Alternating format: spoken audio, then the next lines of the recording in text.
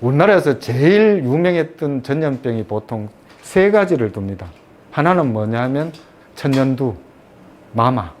그러니까 우리가 호구마마라고 보통 그렇게 옛날에는 그렇게 이야기하는데 천년두가 있고, 또 하나는 뭐겠습니까? 콜레라.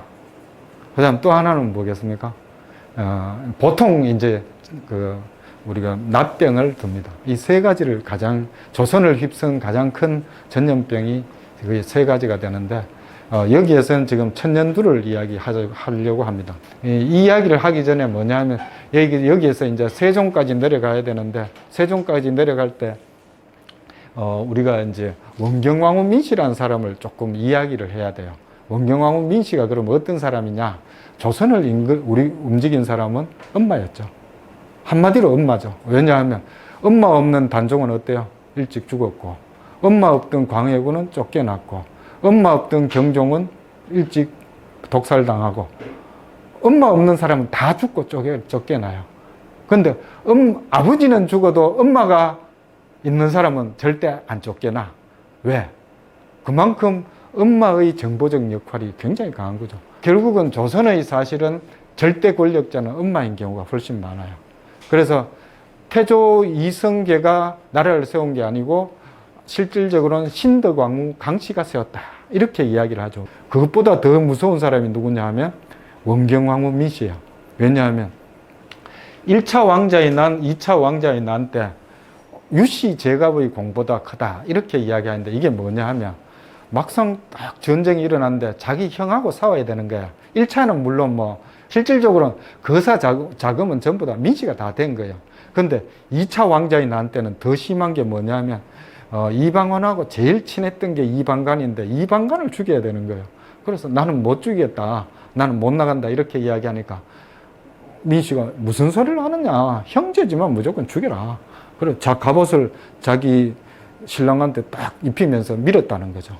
그렇게 이제 원경왕후 민씨가 태종을 위해서 정말 많은 희생을 합니다.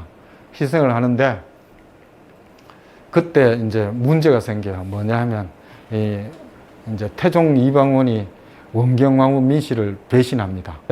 그 과정에서 민씨가 너무나 많은 상처를 입었는 거예요. 상처를 입으니까 그 상처는 누구한테 가겠어요? 아들한테 가지. 그러다 보니까 마지막에 이제 세종이 이제 할 수 없이 왕이 되는 거죠. 왕이 되는데, 그 과정에서 이제 세종의 동생인 성령대군이 갑자기 병이 걸립니다. 그게 완두창이라고 그래요.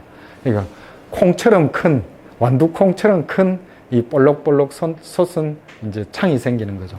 생기는데, 이게 생기니까 사람들이, 옛날에는 우리나라에서 이제 큰 병이 생기면 제일 우리가 쉽게 접할 수 있는 게 뭐겠습니까? 무당이죠, 무당.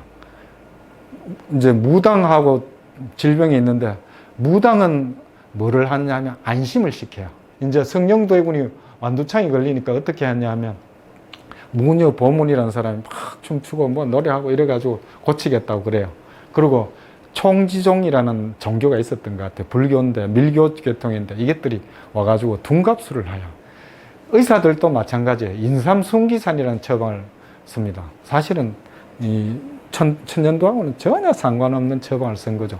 그러니까 낫겠습니까? 안 낫겠습니까? 당연히 죽었죠. 태종은 그렇게 이야기합니다. 이제 그때 당시에 치료했던 의사들도 다 감옥에 갇혀요.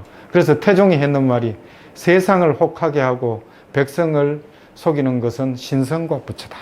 그렇게 딱 잘라가지고 이야기합니다. 다시는 이 사람들하고 상대를 안 합니다.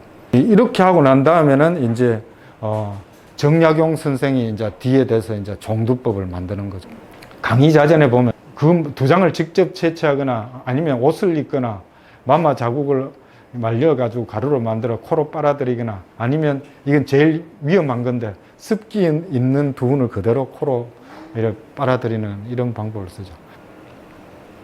이제 두 번째 이제 유명한 사람이 이제 학질은 이제 누가 걸렸냐면 원경왕후 민씨가 걸렸어요. 원경왕후 민씨가 걸렸는데, 학질에 걸리니까 이제 본인이 원경왕후 민씨가 왜 걸렸냐 하면, 성령대군이 죽고 나니까 내가 이제 세상에 살 이유가 없다, 이렇게 해서 학질에 걸려요. 그런데 학질에 걸리면 우리가 옛날부터 하는 이야기가 있습니다. 뭡니까? 학을 뗀다. 학을 뗀다. 이렇게 생각한 거예요. 학질에 걸리면 학질을 어떻게 하면 고칠까를 고민해야 되는데 어떻게 합니까? 갑자기 어느 날 세종 실종 사건이 일어납니다. 갑자기 조회를 하러 나갔는데 세종이 없어진 거야. 어디 갔을까? 갑자기 이 사람이 이 개경사란 절에 가기도 하고 최전이란 사람 집에 가고 갈막골에 가기도 하고 송계원에 가기도 하고 서남동에 가기도 하고. 왜?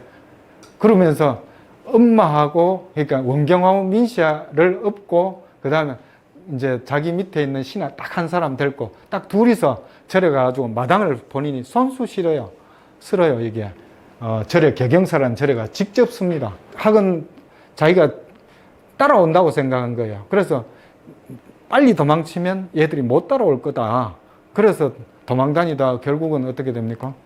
죽게 되는 거죠. 이제 죽게 되기 전까지는 도지정근이라는 걸 합니다. 복숭아가 이제 굉장히 붉잖아요. 붉은색은 귀신을 쫓는다고 생각하기 때문에 이걸 딱 들고 중들하고 이렇게 뭐 스님들하고 이렇게 막 하면 얘들이 도망간다고 생각했어요. 물론 뭐 전혀 효과가 없었죠. 그러고 난 뒤에 이제 죽었는데 머리 풀고 발 벗고 부리짖어 통곡했다. 자기 엄마가 아버지한테 그렇게 하대받던 거 생각하면 너무나 엄마를 원통하게 생각했잖아요. 세종의 정확한 기록은 그렇게 되어 있습니다. 비중했다. 너무 뚱뚱했다.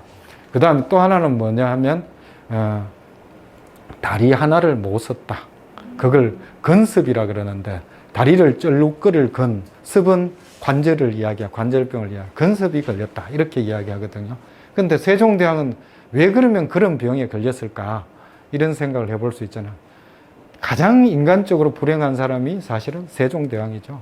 왜냐하면 자기 엄마하고 아버지는 뭐 자기가 세상에 정신 차리고 나니까 어때요? 엄마 아버지 불화가 너무 심한 거죠. 왜냐하면 몸종하고 뭐 애 낳았으니까 그랬죠. 그 다음 자기 외삼촌들 다 죽여버렸죠. 거기에다 누굴 죽입니까? 자기 장인인 시몬이라는 사람을 죽여버리죠. 자기 장모는 뭐를 만듭니까? 그 천민을 만들어버려요. 종을 만들어버려요. 신분상으로. 그렇게 만들고. 더 골치 아픈 건 뭡니까? 자기 며느리들이죠. 결국은 어떻게 하냐면 그 세자가 살던 궁을 불태워버려요. 얼마나 자기가 한이 맺혔으면 그렇겠습니까? 그러니까 세종이 병이 안 걸릴 수 있겠습니까? 마음의 병이. 그래서 사실은 지금으로 생각하면 강직성 척추염에 가까운 자가 면역성 질병이 생기죠. 그래서 늘 이제 자기가 이제 이 절을 못 하는 거예요. 사신이 왔는데 절을 못 하겠다. 다리를 못 들겠다. 팔을 못 올리겠다. 그 다음에 오줌이 잘 안 나온다. 눈이 안 보인다. 이거는 사실 자가 면역성 질병인 강직성 척추염하고 비슷한 증상입니다. 그런 증상을 세종은 앓다가 결국은 뭐 그렇게 많지도 않죠. 54살인가? 그렇게 돌아가신 거죠.